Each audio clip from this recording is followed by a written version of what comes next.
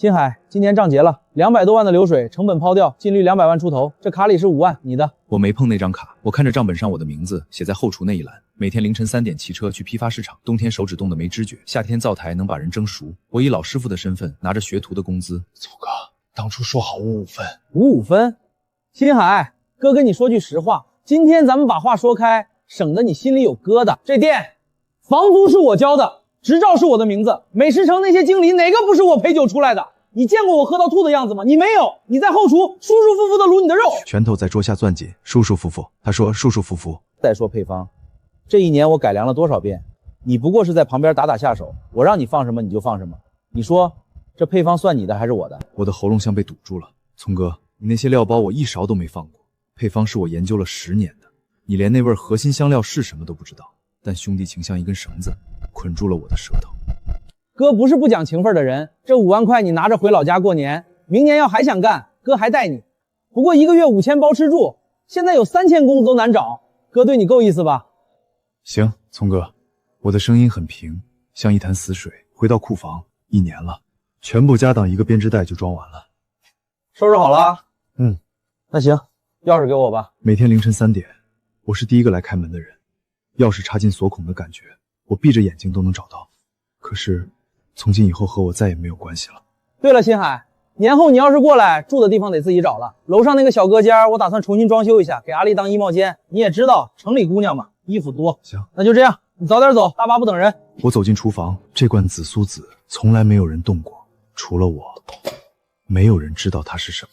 新海不干了，嫌钱少。我跟他说了，明年扩张，用钱的地方多，工资暂时涨不了，他不乐意，走了。以后后厨我亲自负责，配方是我的，火候我也懂。新海在的时候，我就是放手让他练练手。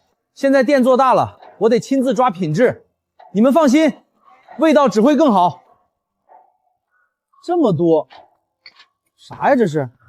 算了，犯罪配方是我改良的，我之后想怎么改就怎么改。窗外的城市灯火往后退，越来越稀，最后变成一片黑暗。偶尔有远处的村庄亮着1-2点光，像针尖那么大。我妈发消息问我到哪里，我回了快了。想了想，删掉，重新打字，回复马上到，不用接。旁边的大爷在那儿自言自语着：1年没回去了，也不知道大孙子怎么样了。才18岁的孩子在外打拼，不知道过得好不好。我听着老大爷的念叨，想起自己的18岁。那个时候，我在一家卤味店打工，老板嫌我笨，只让我在后厨洗肉。我每天下班以后，在出租屋里支一个小灶，用自己的工资买香料，一锅一锅的试，失败了倒掉，再试。同屋的工友说我疯了，我试了3年。终于锁定了紫苏籽，那股若有若无的回甘是别的香料给不了的。我把这个秘密写进笔记本里，那是我自己写的笔记，就叫新海卤方。后来我去当兵了，再后来退伍了。王新聪找到我，说自己开了个卤味店，半年了生意不好，求我来帮忙。咱俩合伙开个卤味店吧，你出技术，我出钱。好，1年了，我没有断自己的手艺，我把它藏起来了。藏在每天凌晨3点的灶台前，藏在那个没人动过的小铁罐里。大巴车颠了一下，母鸡咕咕叫了2声，大爷拍了拍他的背，继续看窗外。终于快到家了。把新海卤味换掉，换成新葱卤味，字儿要大，要金色的。旧招牌怎么处理？拆下来扔了。把菜单上的店名也换了。以后咱们就叫新葱卤味儿。3轮车开走了，那块招牌在车斗里颠簸着，上面的新海2个字慢慢被灰尘覆盖。在村里的大树下，伯父张建国站在旁边，腰板挺得笔直，脸上泛着红光。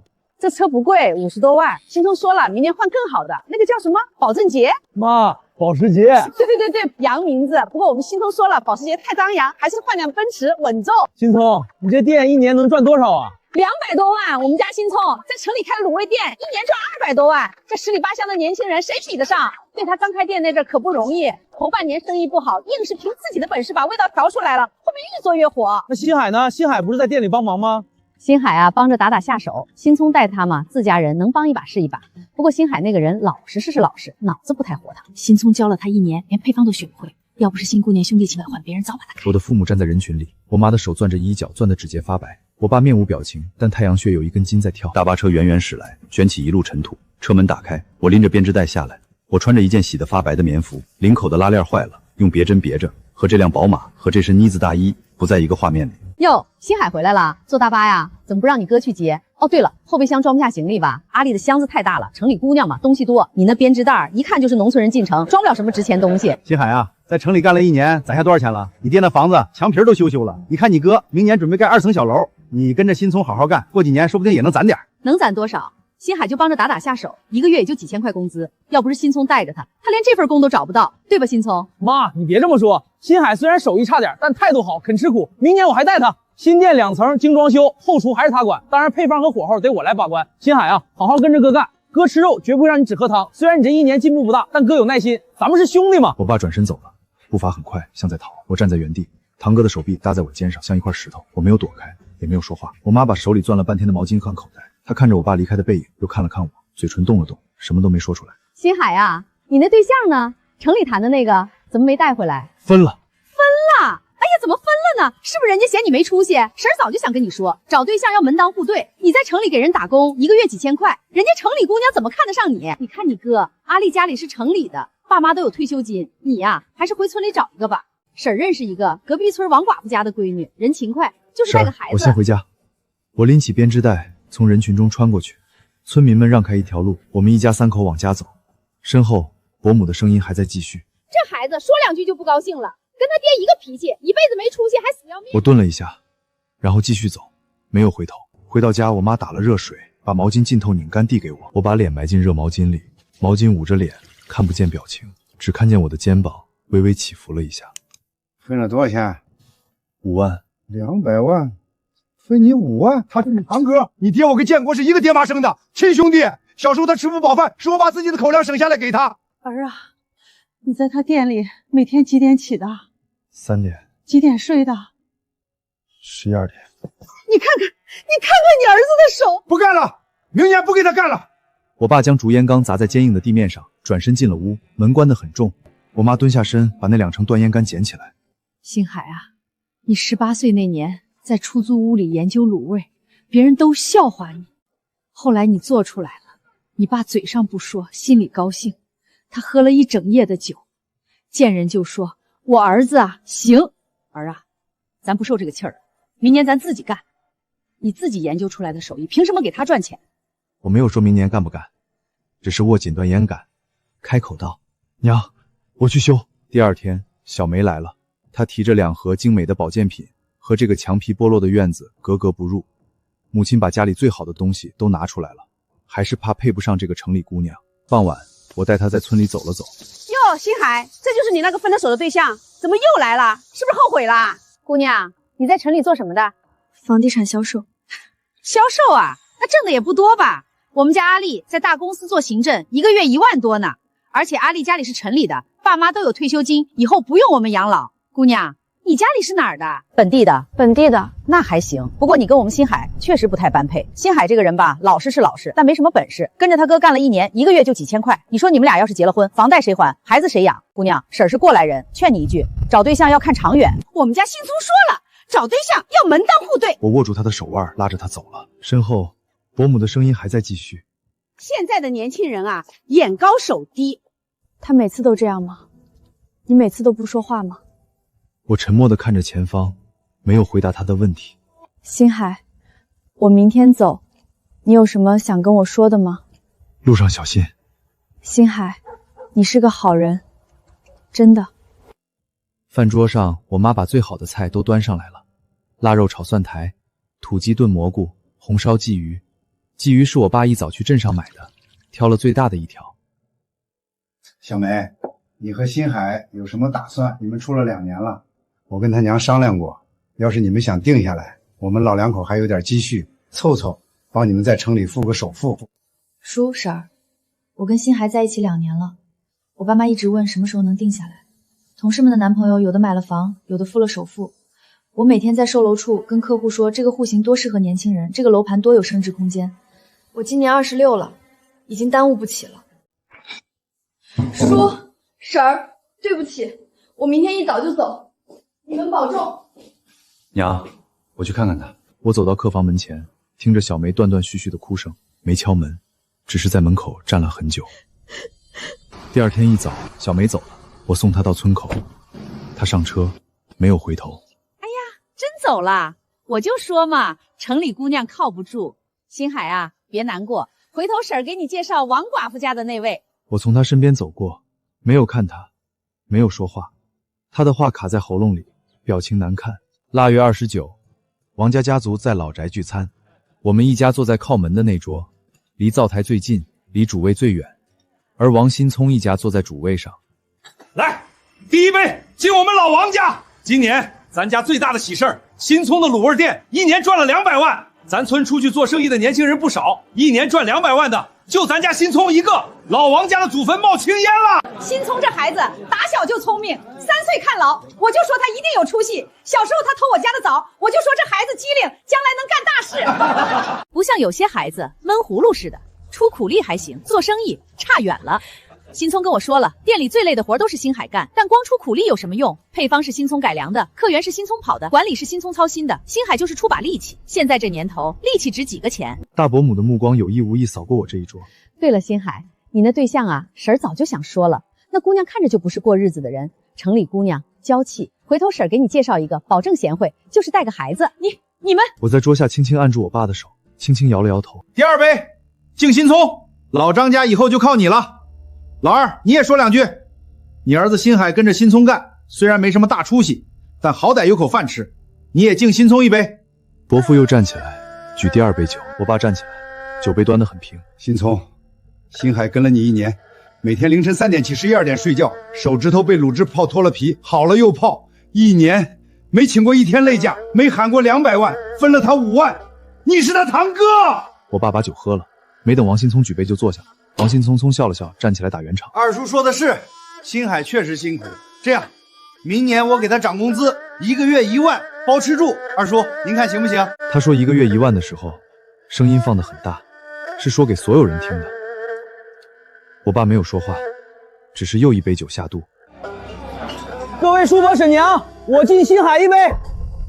我这兄弟跟了我1年，起早贪黑不容易，虽然手艺差点，我那个配方前后改良了几10遍，教了他1年，到现在还没完全学会。哥跟你说句掏心窝的话，你这人老实本分是优点，但脑子不够活串，做生意光老实不够。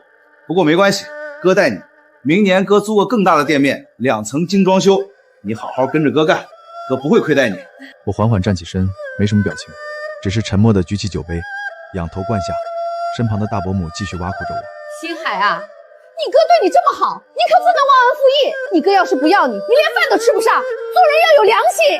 就是，新聪对你够意思了。我爸在剥花生，一颗一颗的剥，没有吃。我妈在桌子下面握住了我的手，她的手在抖，我把她的手握紧，没有说话。散席后，我爸走在最前面，背成像一堵沉默的墙。我娘走在中间，时不时抹一下眼角。到家了，我爸没有进屋，他在门槛上坐下。新海，你那本笔记还在不？在。你10几岁那年，在出租屋里没日没夜的试，别人都说你疯了，后来你试出来了，那个味道我一辈子忘不了。这1年你用了吗？用了。趁他不在的时候，每天凌晨3点，他睡觉，我卤肉。好，明天我看着父亲站起身，走走欣慰地对我说：“一大早，爹带我上了后山，半山腰能看见整个村子。爹找了平地，摆上昨天卤的猪蹄和肘子。我爸倒了3杯酒，一杯敬天，一杯敬地，一杯端在手里。新海，这1年你没丢自己的手艺。聪哥说他改良房的那些，你一勺都没往卤锅里放过，顾客们吃到的还是你的味道。我儿子明年要自己干了，老天你看着吧。爹，你带我来这里是想说什么？我每年除夕都来，就站在这儿看看村子。以后你有了儿子，也带他来。阿丽，你尝尝这个，婶儿专门给你做的，城里吃不到的土鸡。谢谢婶儿。对了，婶儿，新聪说明年要买房子，首付还差一点，您看差多少？婶儿这里有，新聪的事儿就是婶儿的事儿。我的脚步没有停，爹的脚步也没有停。我们穿过那些声音，往家的方向走。他二婶儿，你们这房子也该修了。你看我们家新聪说了，明年给盖2层小楼，材料都看好了，开春就动工。他二婶儿，不是我说你，这杯子都豁口了，还拿出来待客。新海跟着新聪干，1个月也有几千块，连套新茶杯都买不起。阿丽，你看，这就是新海，老实吧？新聪店里就缺这样老实肯干的人，虽然脑子不太活着，但听话。新海，哥跟你说正事，初6开业，你早点过来。新店2层，装修花了10几万，后厨还是你管。工资按之前说的，1个月1万，包吃住，住的地方你自己找。楼上那家给阿丽当衣帽间了，哥对得起你吧？行，聪哥。对了，你那个香料，以前你在后厨配的那些料包还有没有？我那边新店开业，先用的你那批，你初6来了再配新的。还有一些在杂物间的柜子里，我先用着，你初6早点来。王新聪带着阿丽走了，我妈站在堂屋门口，手里还端着空茶盘。娘，明年咱家也盖新房。好，娘相信你。爹，娘，我有件事想说。我自己研究出来的方子，我一直没用全。在店里，聪哥说他改良配方，我就让他改。他改的那些，我一勺都没往卤锅里放过。他那个店离了我，卤不出那个味道。他用的那些料包是我配的，每配一批我都留了一手。最关键的那几味料比例不对，能用，但出不来真正的味道。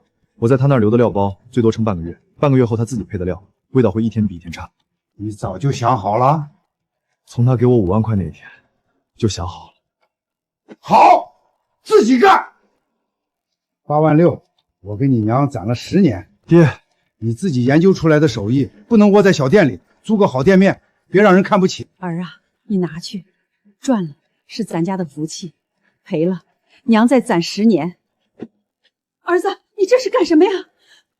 爹，娘，儿子不会让你们再被人看不起。咱家的人不贵，站着，把钱挣了。我一定要成功。这一刻，我的念头格外清晰。晚上，我翻出那本自己写的卤味笔记，翻到子苏子那一页。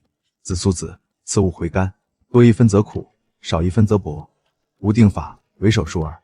下面还有一行小字，是我当年自己在出租屋里写的：香料有灵，你用心对它，它就用味道回报你。我把笔记本合上，然后把父母的铁盒子拿过来。8万6，10年，2个东西并排放在桌上，一个装着我自己的手艺，一个装着父母10年的积蓄。窗外有人家在放烟花，新的一年开始了。正月初5，我提前1天离开了家。我妈往我行李里塞东西，塞的拉链都快拉不上了。路上吃，城里的东西贵。娘，够了。村口那辆宝马已经开走了，树下空荡荡的。大巴车来了，我拎起行李。爹，娘，我走了。你那笔记本收好。你爹娘的积蓄收好。有事儿打电话。车开动了，榕树越来越小，爸妈的身影越来越小，最后变成一个黑点。车拐过山脚，彻底看不见他们的身影。我开始找店面，最后在排档街尾巴上找到一间空置的店面，月租2000，押1付3。小伙子，这地段不行，前面卖煎饼的撑了3个月，黄了，你确定？确定，我租。签完合同，我把卷帘门拉上去，开始打扫，从早上干到天黑。新来的卖啥？卤味。老王看了我一眼，没再说话。这条街上每个月都有人来，每个月都有人走，但我相信自己会在这里站稳脚跟。新的一天才刚刚开始。正月初10，我开始自己刷墙，石灰粉在盆里搅开，刷子蘸满，从墙角开始刷。父亲给的8万6加上5万分红，一共13万多。租金押1付3去了1万，剩下的要买设备、进食材、留周转，每一分钱都要省。刷到一半，手机响了，是王新聪。新海，我今天开业，你怎么没来？不是说好初6过来的吗？聪哥，我有事儿了，不去了。你什么意思？没什么意思，我自己干了。行，你有本事别后悔。我跟你说，新海，离开我你什么都不是，你那点手艺自己干，等着瞧吧。电话挂断了，我把手机翻过去扣在窗台上，拿起刷子继续刷墙。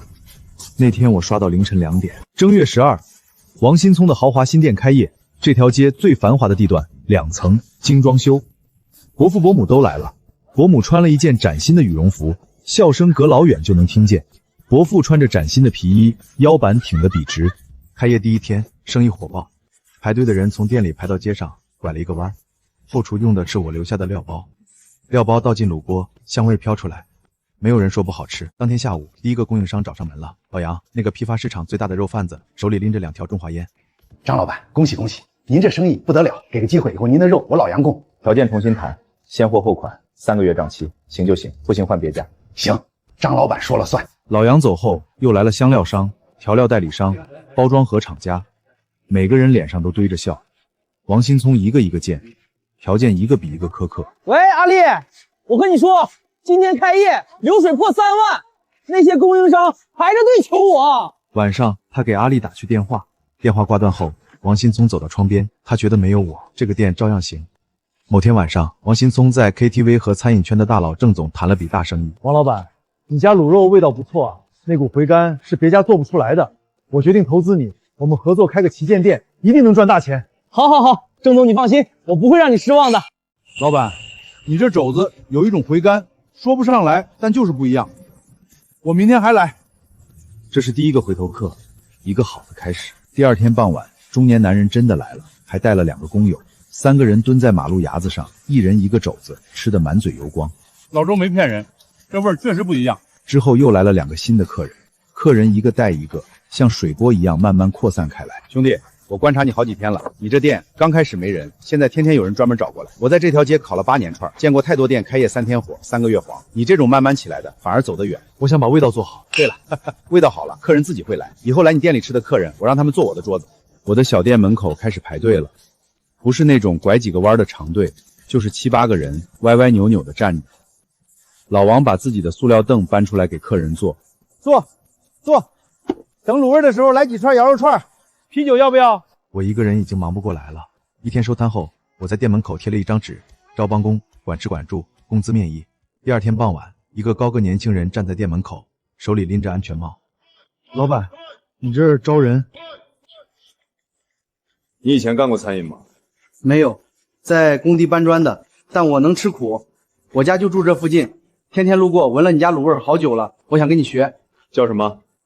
周明。明天来试试。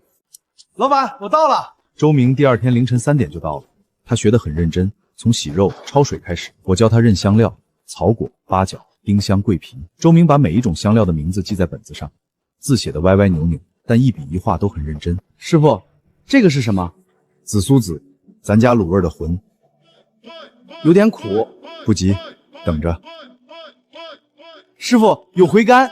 记住这个味道，多1分则苦，少1分则薄。王新聪的店开业2个月，生意持续火爆。每天晚上，店门口排队的队伍从街头延伸到街尾。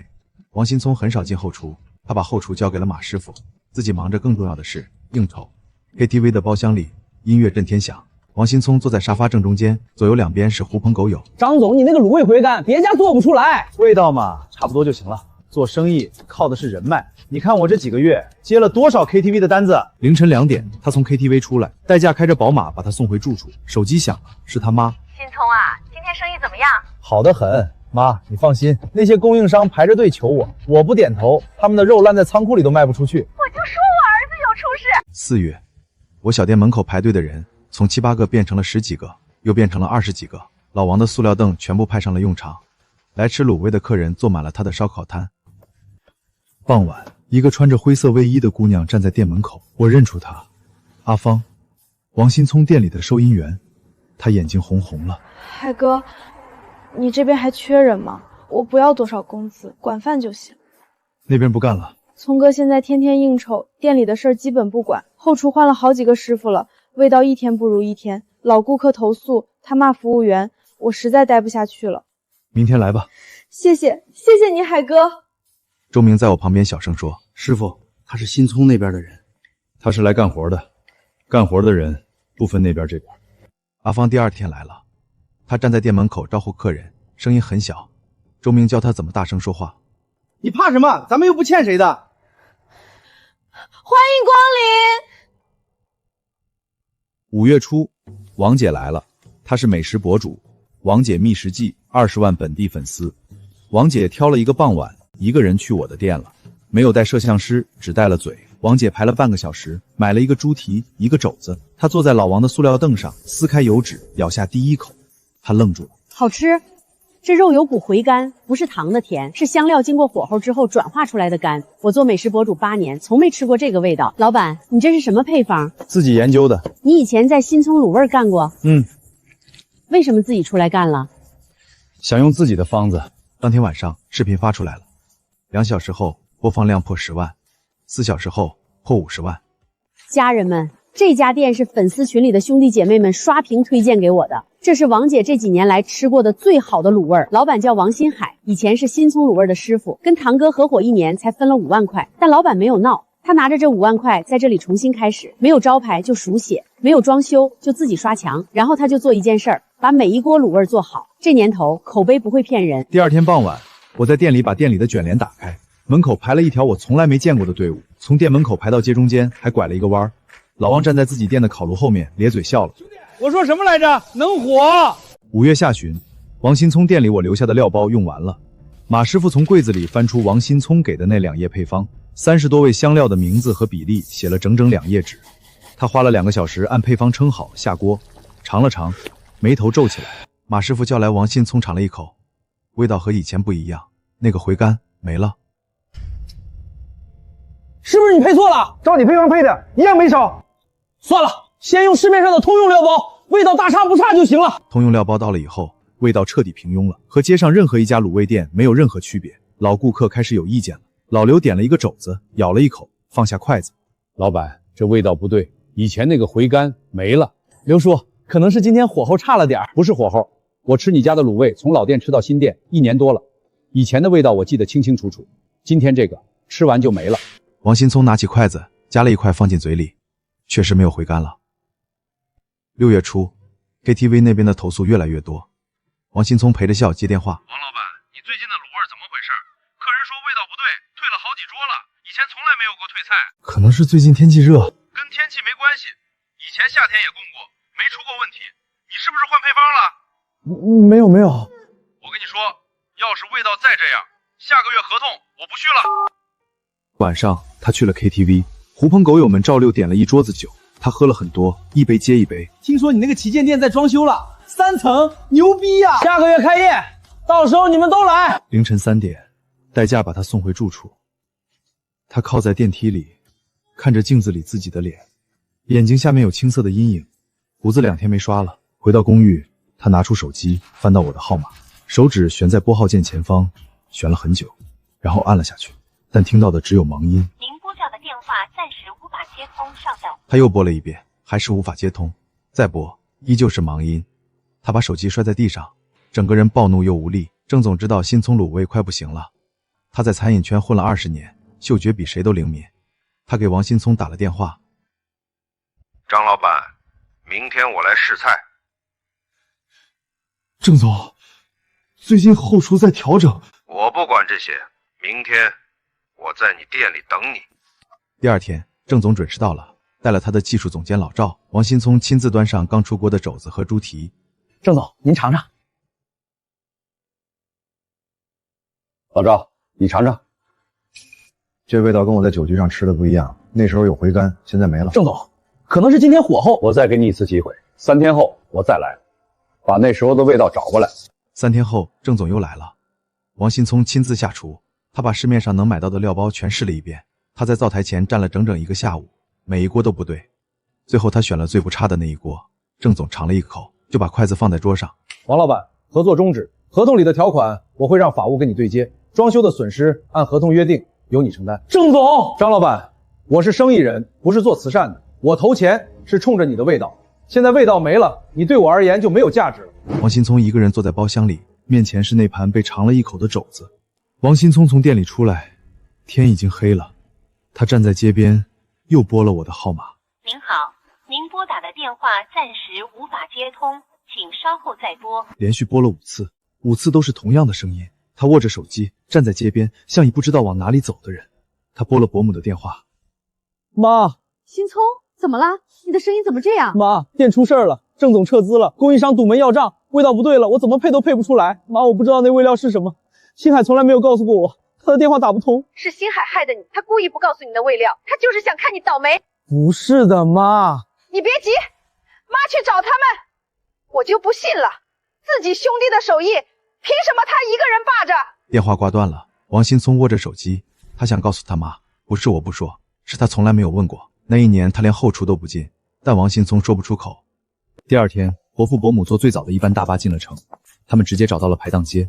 伯母冲进店里，王星海，你给我出来！我从灶台后面走出来。你故意的是不是？你走的时候故意不把配方告诉你哥，你就想看他倒霉，你安的什么心？星海，新聪是你堂哥，你们是一家人，你这手艺不该一个人参与。就你自己都出来的又怎么样？要是没有新聪的店，谁帮你把生意做到那么大？你一个人能行？你们讲不讲道理？配方是我师傅自己研究出来的，凭什么要告诉你们？你算什么东西？我们家的事儿轮得到你一个外人插嘴？婶儿，配方是我自己研究出来的，10几岁开始在出租屋里一锅一锅的试了3年，这些苦是我自己吃的。新聪在店里1年，他从来没有问过我那味料是什么，一次都没有。他忙着应酬，忙着数钱，他连后厨都不进，你让我怎么教？还有，去年过年，你站在我家院子里说我家的房子该修了，年夜饭上你和伯父一唱一和，把我爹娘踩到地底下。现在新聪的店出事了，你们来找我，去年你们在哪里？配方不是我不给，是给不了。紫苏子那味料不是在写纸上就能学会的，得用手去摸，用舌头去尝，用10年去练。新聪的手从来没有摸过香料，他学不会。走，跟这种没良心的人说不通。你等着，你迟早也有这一天。伯母拉着伯父骂骂咧咧的走了，店里安静下来。我转身走回灶台前，继续教周明卤肉。7月初，新聪卤味店的员工开始离职，马师傅把围裙叠好放在桌上，什么都没说。老板，我就先走了。聪哥，我找到新工作了。王新聪没有挽留，他坐在办公室里，水晶吊灯没有开，电费欠了2个月。桌上是一沓离职申请和那2页写满字的配方。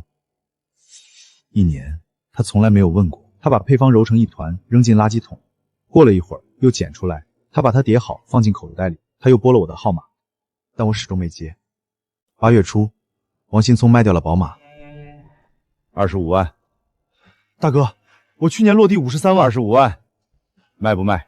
王新聪咬碎了牙，还是卖了。他看着那辆黑色宝马被开走，尾灯在暮色里闪了一下，不见了。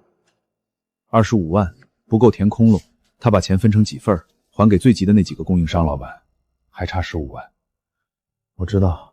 王新聪蹲在店门口，卷拢门半拉着，里面黑漆漆的。手机响了，是他妈。新聪，妈去找过星海了，他那个没良心的死活不肯给配方，你放心，妈不会让你受委屈的。妈，我知道了。他挂掉电话，把脸埋在手桶里，蹲了很久。9月初，法院传票寄到了村里，郑总那边的法务发的，合同纠纷，索赔装修损失45万。阿丽也走了，他把行李箱收拾好，叫了一辆出租车。新粗，我爸妈说我们不合适。8月20，排档街的尾巴上，星海卤味的灯亮着，门口排队的人从街头排到街尾，拐了一个弯。老王把自己的烧烤摊往里挪了2米，塑料凳上坐满了啃猪蹄的人。兄弟，你这店该扩了。明年再说。周明现在已经能独立看一个灶台了，他捞肘子的手法越来越娴熟，右手拿勺，左手拿盘，勺子在锅沿轻轻磕一下，不多不少，刚好一下。阿芳在前面招呼客人，声音越来越亮。有客人夸他，他笑着说谢谢，声音响亮的整条街都听得见。收摊后，我跟老王在旁边的摊子上喝着啤酒，吃着烤串。想好什么时候回去了？腊月28，开车。行，风风光光的。我喝了一口酒，这条街开了快1年，从无人问津到排队成龙，从1口锅到3口锅，我就守着这家店，把每一锅卤味做好，火候到了，味道自然就出来了。腊月28，我开着一辆新车回村，不是宝马，是一辆国产 SUV， 落地10几万，银灰色的，实用宽敞。我爹坐在后座，腰板挺得笔直，他穿着一件干净的中山装，领口磨得发白，但熨得平平整整。我妈坐在后座，也穿着我们刚买的新衣服，容光焕发了。星海回来了，开车回来的。星海，这车不错啊，不错啊。星海，我就说你有出息，从小我就看你跟别的孩子不一样，稳当。您的手艺到底还是做成了。好，哥，我同学去你店里吃过，说排了好久的队。下次来报我名字。伯父伯母站在人群外面，他们看着我的车，看着被亲戚们围着的我们一家，没有走过来。去年伯母的声音隔老远就能听到，今年她一句话都没有。王新聪拎着一个旧行李袋下来，他瘦了很多，颧骨凸出来，穿着一件皱巴巴的棉服，和去年那件深蓝色呢子大衣判若两人。他没有看任何人，低着头，一家3口往家走，背影佝偻着。我跟我父母坐上车，准备回家。后视镜里，那3个佝偻的背影越来越小。腊月29，我去镇上买东西，遇到了小梅。她还是穿着这身羽绒服，手里提着2盒保健品，和去年去我家时提的一模一样。星海，你挺好的吧？挺好的。我看了王姐的视频，你那个店我看到了，排队的人好多。我沉默着，超市门口的音响放着过年的歌，我没有说话。星海，去年的事儿，对不起，我当时太着急了。小梅，去年腊月29，你在我家堂屋，当着我爹娘的面说看不到未来，那句话我记了1年。现在我好了，但这个好不是给你的。我毫不犹豫地转身，大步走向人群深处。除夕，家族在老宅聚餐，还是3桌，主位上坐的人换了，是三叔。伯父坐在靠边的位置，去年那件崭新的中山装没穿，伯母缩在他旁边，金耳环也没戴。王新聪坐在靠门的位置，去年我坐的位置，离灶台最近，离主位最远。他低着头，面前的碗筷几乎没动。来，金海，二姑敬你，你那手艺到底还是做成了。桂兰，新聪的店现在咋样了？伯母支支吾吾说不出话来。去年他在酒桌上说话，声音大的整间堂屋都听得见，今年他的声音小的听不见。大年初一，明年什么打算？想再开一家店，城北大学城那边。好，钱够不够？够。手机亮了，是周明发来的消息，他问我明年还能不能跟我干，我回了他能。去年这个时候，我一个人坐在院子里，手里攥着那根断成2截的烟杆。今年那根烟杆修好了，1年，火候到了。